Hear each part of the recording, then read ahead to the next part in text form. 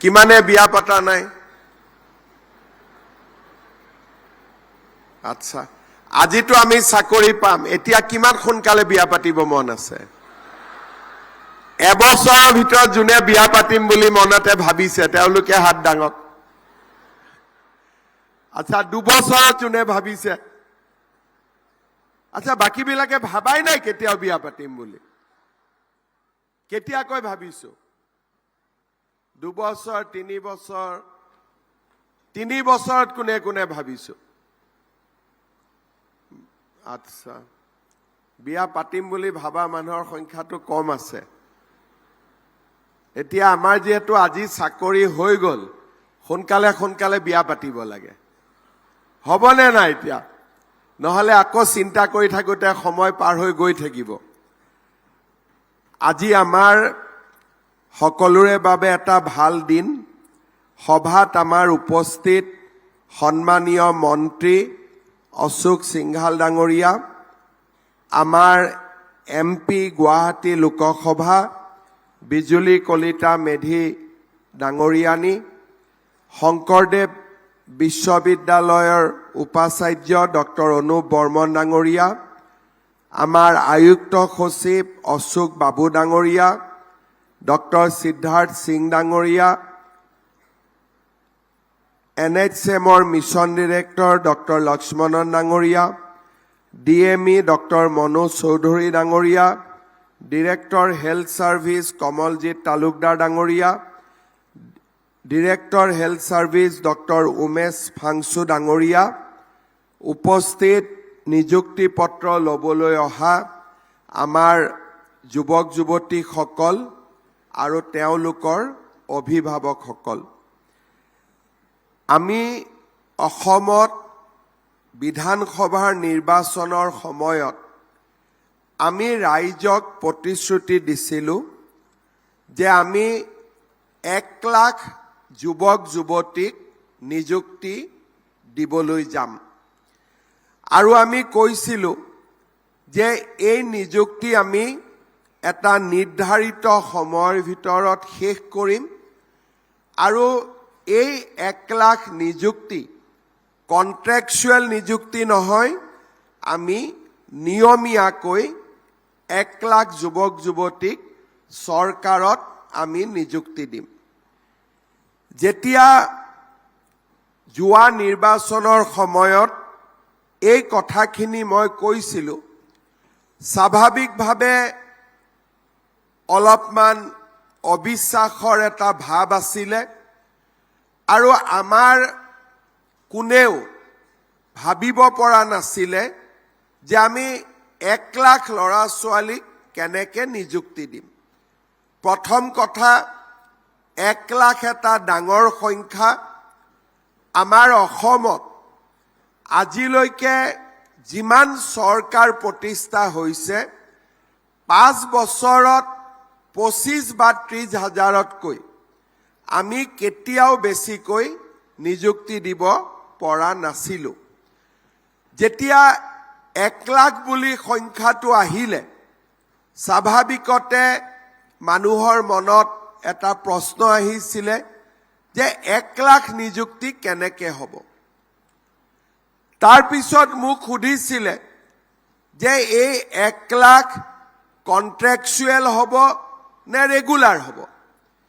তেতিয়া মই কৈছিলোঁ যে ৰেগুলাৰ 1 লাখ হ'ব আৰু কন্ট্ৰেকচুৱেল যিখিনি আমি নিযুক্তি দিম তেওঁলোক 1 লাখৰ বাহিৰত থাকিব।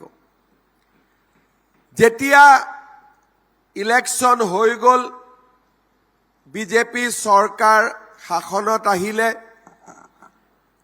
প্ৰথম কেবিনেটতে আমি এটা সিদ্ধান্ত লৈছিলোঁ, এখন কেবিনেট সাব কমিটি বনাইছিলোঁ যে আমি 1 লাখ নিযুক্তি আমি কেনেকৈ দিম। তেতিয়া 3টা বিভাগ আমাৰ মনলৈ আহিছিল। এটা হ'ল হোম ডিপাৰ্টমেণ্ট, পুলিচ, এটা হ'ল হেল্থ ডিপাৰ্টমেণ্ট, স্বাস্থ্য বিভাগ, আৰু তৃতীয়টো হ'ল শিক্ষা বিভাগ। অৰ্থাৎ আমি সিদ্ধান্ত লৈছিলো যে আমি এই 1 লাখ নিযুক্তিৰ আটাইতকৈ বেছি নিযুক্তি আমি 3টা বিভাগত দিম, পুলিচত, হেলথ ডিপাৰ্টমেণ্টত আৰু আমাৰ শিক্ষা বিভাগত। বিধানসভাত প্ৰায় 2 বছৰ আঢ়ৈ বছৰ প্ৰত্যেক বিধানসভাতে আমাক প্ৰশ্ন কৰিছিলে যে কিমান নিযুক্তি দিয়া হ'ল।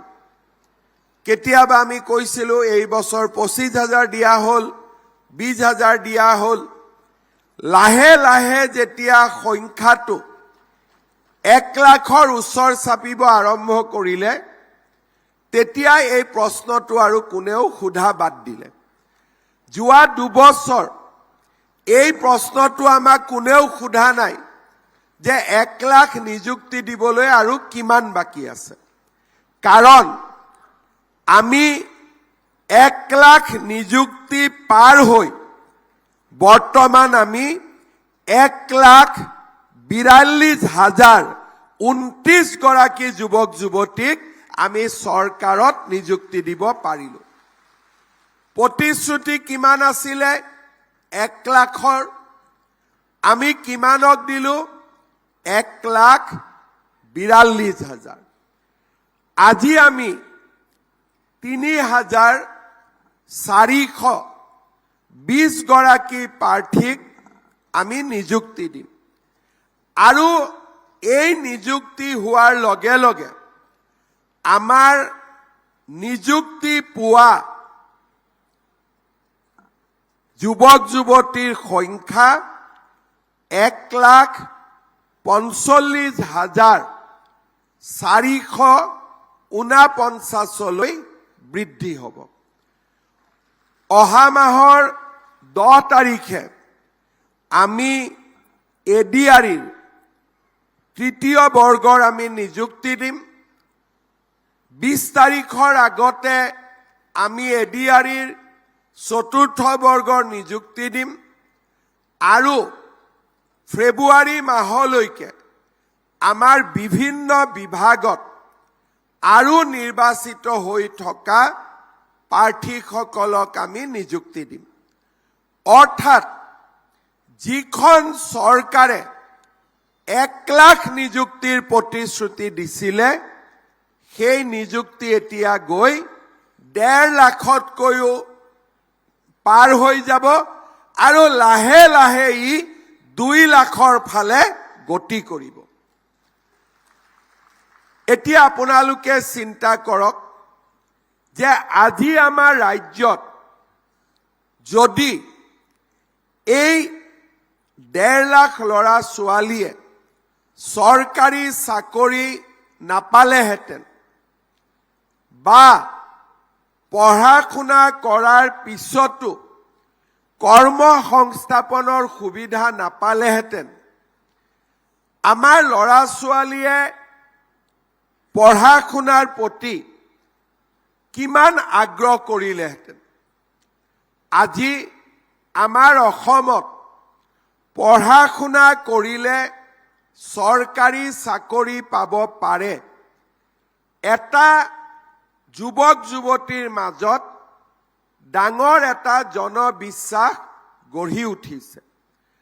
আজি আমাৰ ল'ৰা ছোৱালীয়ে ৰাতিপুৱা সোনকালে উঠি ষ্টেডিয়ামত দৌৰে। আমাৰ ল'ৰা ছোৱালীয়ে আজি নাৰ্ছ পঢ়ে, লেবৰেটৰী টেকনিচিয়ান পঢ়ে। আজি আমাৰ ল'ৰা ছোৱালীয়ে টেট পৰীক্ষাৰ বাবে নিজকে প্ৰস্তুত কৰে। এটা সময়ত স্কুল কলেজ শিক্ষা ব্যৱস্থাৰ প্ৰতি আমাৰ যি এক অনীহা আছিলে, আজি লাহে লাহে সেই অনীহা দূৰ হৈছে আৰু যোৱা 5টা বছৰত আমাৰ অসমত এটা নতুন পৰিৱেশৰ সৃষ্টি হৈছে। আমি নিযুক্তিৰ প্ৰক্ৰিয়া আৰু যুৱক যুৱতীয়ে যাতে কৰ্মসংস্থাপন পায় তাৰ কাৰণে আমি নতুন নতুন ব্যৱস্থা হাতত লৈছো। ফৰেষ্ট ডিপাৰ্টমেণ্টত আমাৰ বনজ সম্পদক ৰক্ষা কৰিব লাগে, আমি নতুন বেটেলিয়ন কৰিছো। পুলিচত আমাক আইন শৃংখলা ৰক্ষা কৰিব লাগে, আমি কমাণ্ডো বেটেলিয়ন কৰিছো। স্বাস্থ্য বিভাগত ল'ৰা ছোৱালী নিযুক্তিৰ সুবিধা হওক, প্ৰত্যেকখন জিলাতে আজি আমি একোখনকৈ মেডিকেল কলেজ প্ৰতিষ্ঠাৰ বাবে আমি কাম কৰিছো। গাঁৱে গাঁৱে sub centre, hospital, FRU, district hospital আমি নিৰ্মাণ কৰিছো যাতে নিবনুৱা যুৱক যুৱতীয়ে কৰ্মসংস্থাপন পাব পাৰে আৰু কৰ্মসংস্থাপনৰ লগে লগে দুখীয়া দৰিদ্ৰ মানুহে যাতে চিকিৎসাৰ সুবিধা পাব পাৰে। 5টা বছৰত